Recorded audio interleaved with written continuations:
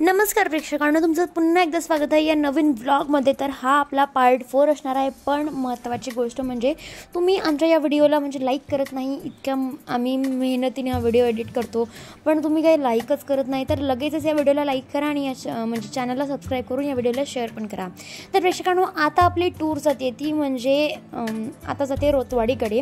तुम्हाला माहिती असेल की बीडपासून बेदरवाडीपासून काही अंतरावर रोहतवाड नावाचे गाव आहे। तिथे देवी जगदंबेचं मंदिर आहे आणि ते मंदिर जे आहे ना, ते कुलदैवत आहे। ते आमचं म्हणजे तसं तर सगळेच जण तिची पूजा करतात, पण आमच्या आईचं म्हणजे आमच्या देवीचं असं कुलदैवत असं वगैरे मानलं जातं। त्यानंतर असं काहीचं मंदिर तुम्हाला दिसेल। आता तुम्ही जर इथे कधी गेला असेल तर तिथे तुम्हाला बांधकाम जे आहे ते आणखी वाढलेलं दिसतंय, म्हणजे आधीपेक्षा जास्त याचं काम पूर्ण झालेलं दिसतंय आणि खूप जास्त डेव्हलप हे मंदिर झालेलं आहे। त्याच्यानंतर मग आम्ही हारफूल घेतले आणि मग हारफूल घेऊन थोडी सामान वगैरे घेऊन मग आम्ही मंदिराच्या दिशेने जे आहे ते आत निघालो। तर आतमध्ये गेल्यानंतर खूप छान आणि प्रसन्न असं वाटत होतं, कारण शांत जे आहे ते मंदिराच्या आजूबाजूला होती आणि शांततानंतर सायंकाळ होती आणि ती खरंच गोड सायंकाळ होती, ज्याच्यामध्ये झुळूक झुळूक असं हवा म्हणजे आहे ती चालू होती। त्यानंतर मग या सगळ्यानंतर मम्मी, साक्षी आणि पप्पा आणि भाऊ हे चौघे आतमध्ये गेले आणि मी परत व्हिडिओ घेत राहिली। हां, आणि सांगायची महत्त्वाची गोष्ट ही म्हणजे आता या मंदिरामध्ये ना ठिकठिकाणी कॅमेरे पण लावले। जर इथे काही अघटित घडलं तर मग हे नक्कीच कॅमेऱ्यामध्ये कैद होतं, त्याच्यामुळे या सगळ्यांची जर संभावना नाहीच आहे। पण जर तुम्ही कधी बीड किंवा बेदरवाडी या जागेवर जर कधी गेलात तर मग आजूबाजूच्या गावांपासून तुम्ही रोतवाडी असं मॅपला जरी टाकलं तरी तुम्हाला डिरेक्ट हे सर्च होऊन समोरच येतं।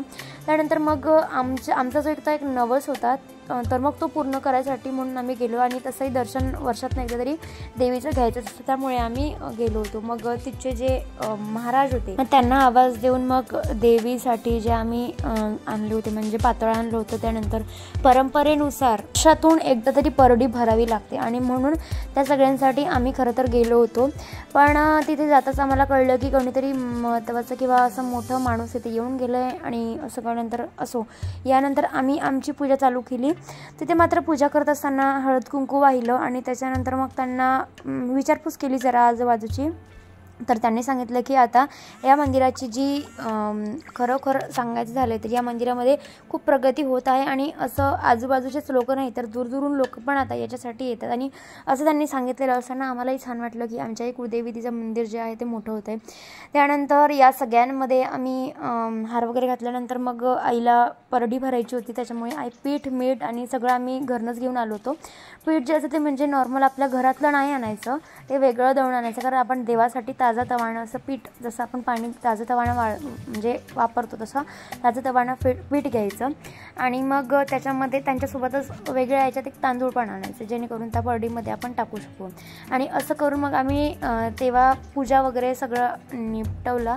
खरं तर भाऊसाठी हा सगळ्यात नवीन एक प्रवास होता, कारण त्याला या सगळ्यांबद्दल माहिती नव्हतं, पण तो मे बी येऊन गेलेला होता। पण आणि आणखी एक महत्त्वाची गोष्ट म्हणजे तुम्ही रोहतवाडी आणि राऊतवाडी ह्या दोन वेगवेगळ्या वाड्या आहेत आणि रोतवाडी असं म्हणून दोन्ही जर तुम्ही मॅपला सेम टाकलं तर तुम्ही सेम जागेला जाल, तर त्यापेक्षा तुम्ही रोहतवाडी असं टाकाल, जेणेकरून तुम्ही बरोबर आपल्या डेस्टिनेशनला पोहोचाल। मग इथे तेलाचा दिवा जो असतो तो वर्षानुवर्षाने अखंड दिवा जळत असतो, त्याचा पण एक छोटासा व्हिडिओ घेतला। त्याच्यानंतर मग पूजा वगैरे झाल्यानंतर आम्ही आरती केली आणि त्यानंतर देवीला पातळ चढवावी अशी त्यांना विनंती केली। खरं तर ते चढवतात, पण तरी आपलं एक काम असतं ते सांगायचं। त्यानंतर मला थोडे फोटोज आणि व्हिडिओज घ्यायचे होते, पण त्यासाठी वेळ नव्हता, म्हणजे खरं तर आजूबाजूला सगळेच होते, पण देवी आईचे फोटो सिंगल घ्यायचे होते। मग आई म्हणजे आई आणि त्यांचं सगळ्यांचं बोलणं चालू होतं, तर मी जरा बाहेरचा व्हिडिओ घेऊन येते असा विचार केला होता, पण नाही जमलं ते तेव्हाच्या वेळी। साधारण फोटो काढायसाठी सकाळ किंवा दुपार असायला हवी आणि उजेड बाहेर नव्हता आणि सायंकाळची वेळ असल्यामुळे रात्रीची वेळ असल्यामुळे कुठलीही जागाही नव्हती। तुम्ही बघू शकता देवीचा चेहरा किती सुंदर दिसतोय। आणि त्यानंतर मग मी पण पूजा केली, कारण मीच राहिली होती आणि मग मी पूजा केल्यानंतर पटापट जे आहे ते आटपल्यानंतर ते मीठ पीठ आणि तांदूळ ते जे परडीमध्ये भरायचे होते त्याच्यासाठी आम्ही गेलो। खरं तर जेजुरी आम्ही चढून आलो होतो आणि हे फोटोज जे आहेत ते क्लिक केलेले आहेत। खरं तर आम्ही या सगळ्यांमध्ये तिथे पीठ मीठ जे आहे ते भरलं आणि मग तिथे आता सवासणी म्हणजे सुहासिनी जे असतात त्या नव्हत्या, कारण सायंकाळची वेळ होती आणि त्यांना पण स्वयंपाक वगैरे करायचा म्हणून म्हणजे ते आल्यानंतर माहिती पडलं।